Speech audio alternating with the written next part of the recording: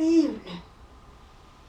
My name is Miss Jane Pittman, and I'm delighted to be here with you today in honor of Black History Month.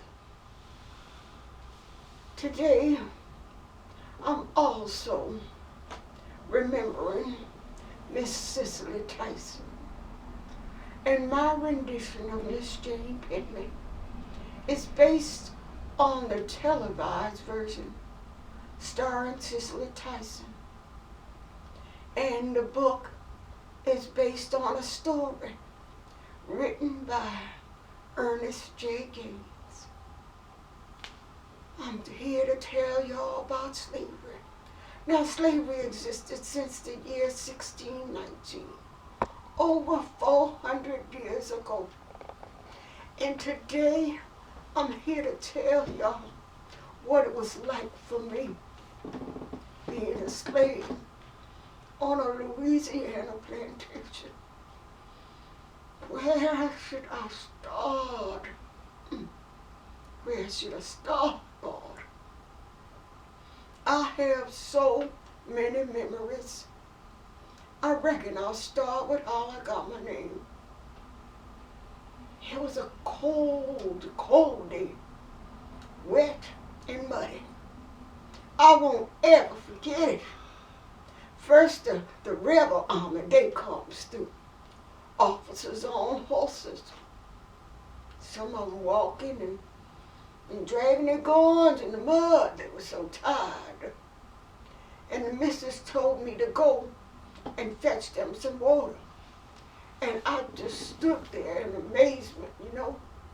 She said, Tyson, don't just stand there gaping. Go and fetch them some water. So I did. And I went back and forth getting buckets and buckets of water for them rebel armies. And some of them weren't much older than I was. Anyway, after they got full of water, they decided to be on their way. And they left just as quick as they came. And shortly after that, the Yankee soldiers came through. And they wanted some water too. And so I stood there and I said to Master, Missus, I said, here come them Yankee soldiers. She said, where? I said, over yonder. She said, that's it. Stop, you pointing.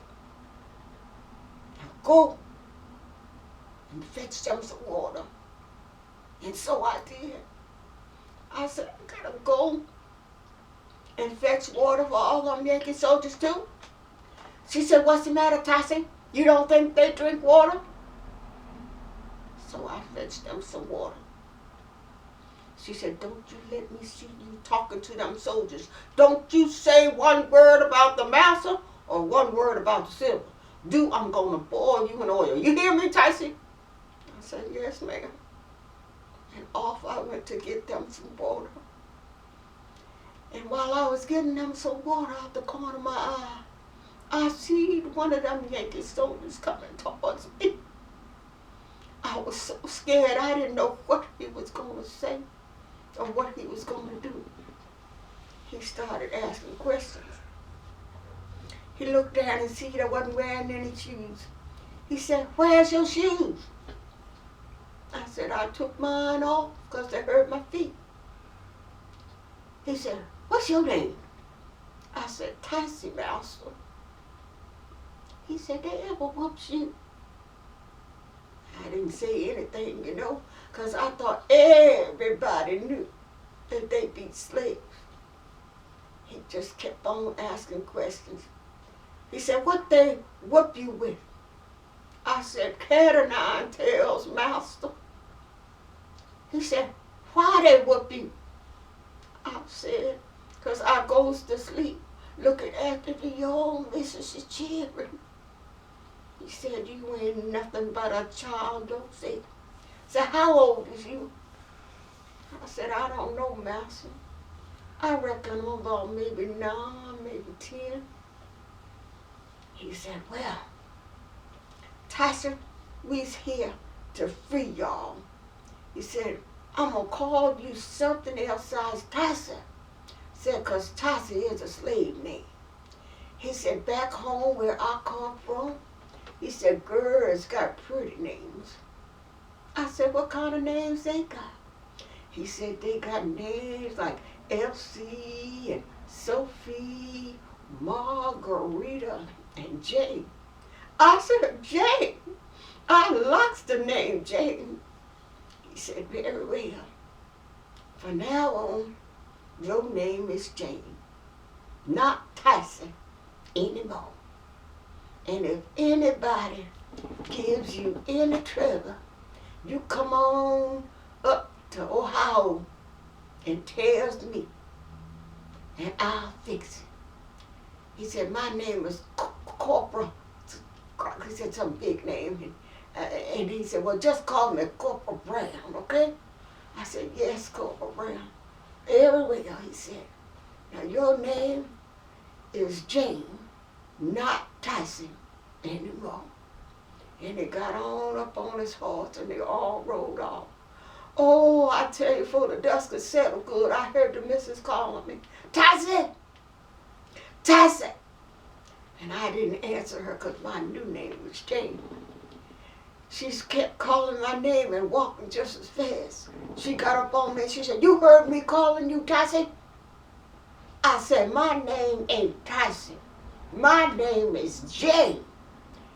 She said, you sassing me? I said, my name ain't Tyson. My name is Jane. And she hauled off and hit me. She said, Tyson, I'm going to tell the master that you sassed me. Now get on out of here. So I walked on away. And a little while later, when the master came home, she told him that I had sassed her. And he said he was going to take a whooping to me. So he got the whoop out and started hitting on me, started beating me. He said they should kill me, but they was afraid that the Yankee soldiers might come back. And so they just beat me and beat me. And as they were whipping me, I just kept saying my new name over and over again. I said, Jane, Jane, Jane. And those lashes just kept coming and coming. And soon they left me in the field. And I just kept praying and crying, Jane, Jane, Jane. And that's the day I got my new name. Well,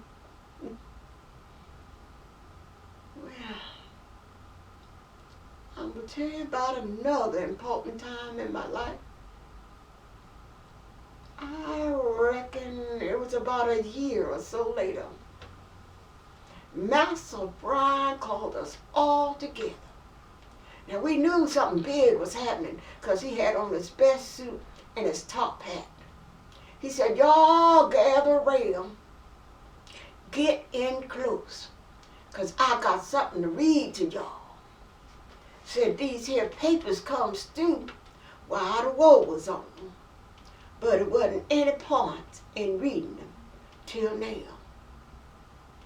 Whereas on this 22nd day of September, in the year of our Lord, 1862, a proclamation was issued by the President of the United States containing, among other things, the following, to wit, that on the first day of January, in the year of our Lord, 1863, all persons held as slaves within any state or designated part of the state shall then be in rebellion against the President of the United States.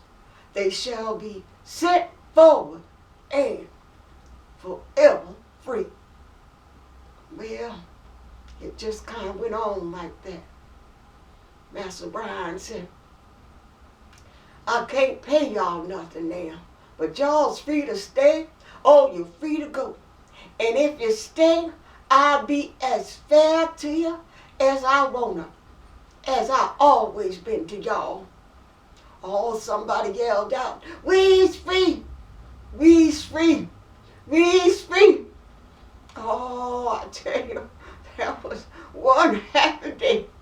Now, none of us knew what it was like to be free. We didn't know nobody who was free.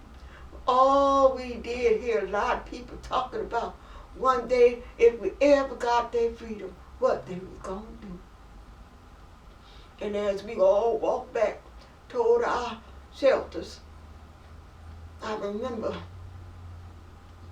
the elder saying, "What in the world y'all talk about? Y'all's free. Y'all's free. What you gonna do? What you gonna go?" So you know them rebel army will kill a free man just as quick as they would a runaway slave. I said, "My name is Jane, and I'm going to Ohio just as soon as someone points the way north." He said, "Very well, Jane." Said, "The sun is on the left in the morning, it's on the right in the evening. And you be careful, Carl. You be careful and stay off the main roads, because those paddy rollers will kill you if they see you." And then everybody else started saying, "We's free, we's free, we's going too." Then we all got our things together. And Master and Miss Bryan, they let us take some things for our journey. Those of us who decided to go, some folks stayed and worked on the farm. Now, none of us knew where we were going or what we was going to do. But Laura, she was big as any man. She led the way, and she had a little boy named Ned and a little baby too.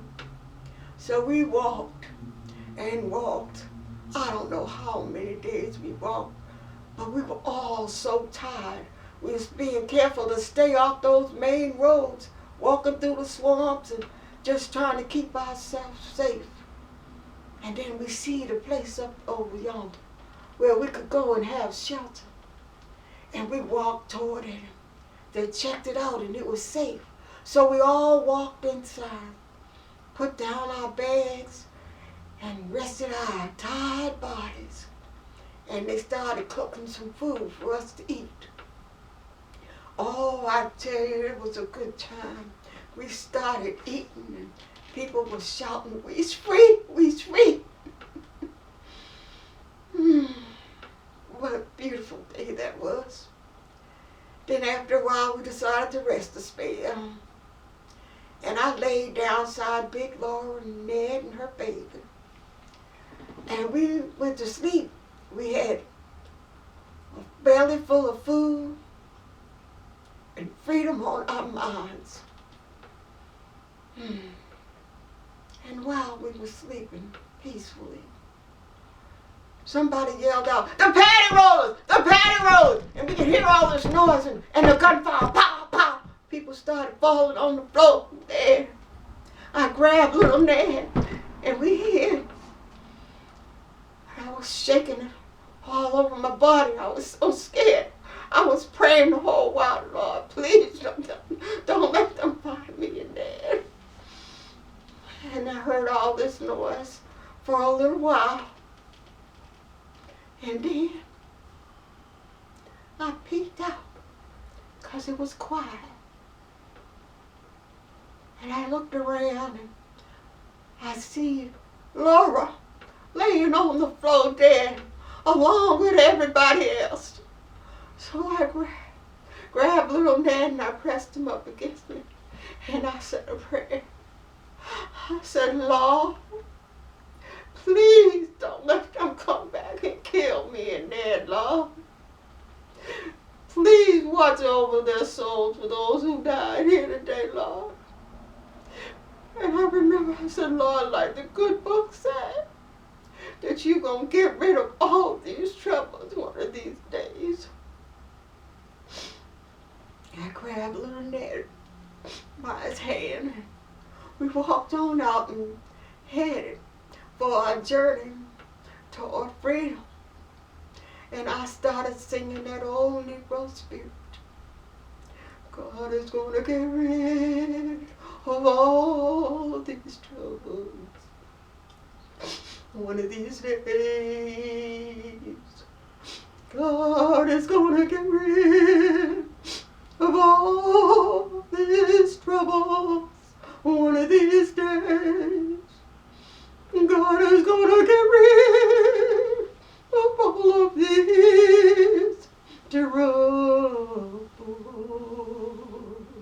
God is gonna get rid of all these troubles one of these days. There will be no more hatred one of these days.